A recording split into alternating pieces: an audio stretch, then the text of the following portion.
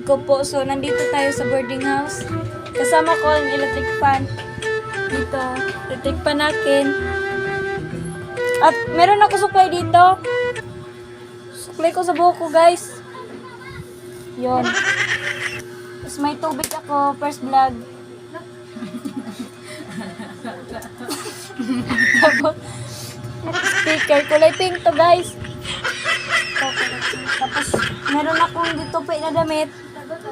First vlog. Ito, Joy. Okay.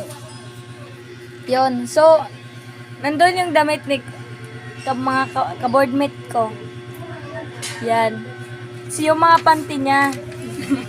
Lot, kipinda ni Trey mong kantilot. Joy. First vlog. First vlog. Suwat So, yun, nagsulat siya.